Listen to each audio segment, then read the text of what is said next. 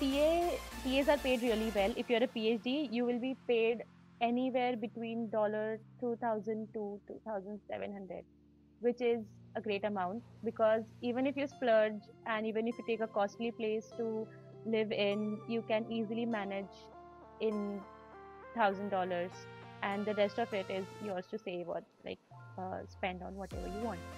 And the RA positions depends from project to project. Like there exist cases when your project might be supported by a certain company, so you would be an RA because you will be receiving funds for your research, but the company will sometimes withdraw funds and all those things happen. So for MEng and MS, RA and TA positions are not easily available.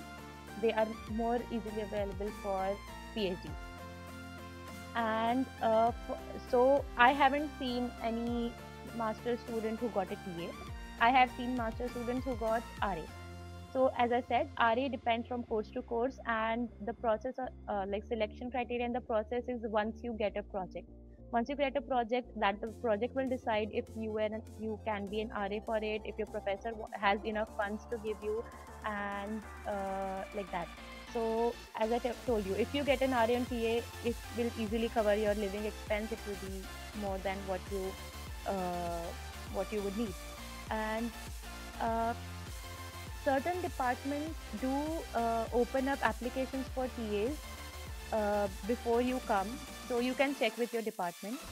Uh, but it's rare. Even if they ask you, it's just kind of a poll, and master students are not given, because once a PhD is appointed, that PhD is by default given to a certain course, and they have enough PhDs. A lot of PhDs are here, so I haven't seen that. That's what I said. I haven't seen master students doing TA. For campus jobs, yes, you can definitely apply from your home country. So there's, if you go on the Cornell website, there's a student employment page. You can just search Cornell student employment, and you can select the term like fall 2017, and you can select on campus like for the location, and you will see a lot of jobs. So I did not apply from India. I came here, I saw the campus, and then I thought, okay, I have time to work around. And so then I applied and I got a dining job. I was working in a student dining last semester, and from winter I started in a library. So library is paying me better than that, but getting a part time in library is a bit difficult because those positions are filled pretty early. So if you want to work in a library, you can try applying from your home country. That would be like faster, because most of them start by 1st of September.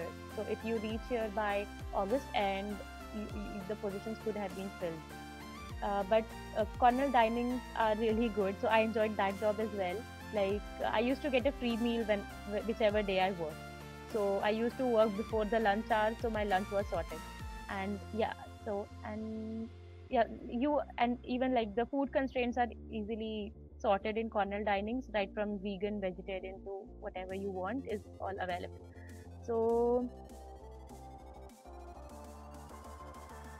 all the housing here ask for 1 month deposit and the first month's rent. Some of them can also ask for last month's rent. So that would be your first expense. Like just after signing the lease, you might have to send 3 months of rent to your landlord or to your housing agency. The second big expense would be one, like as soon as you come here, you will have to settle up your house. So like getting things, every small thing. So you just fetch the nearest Walmart and get all the things necessary for the house. So if your house is unfurnished, the expense might increase because you will have to get bedding, tables, chairs, and everything, blinds, curtains, and everything.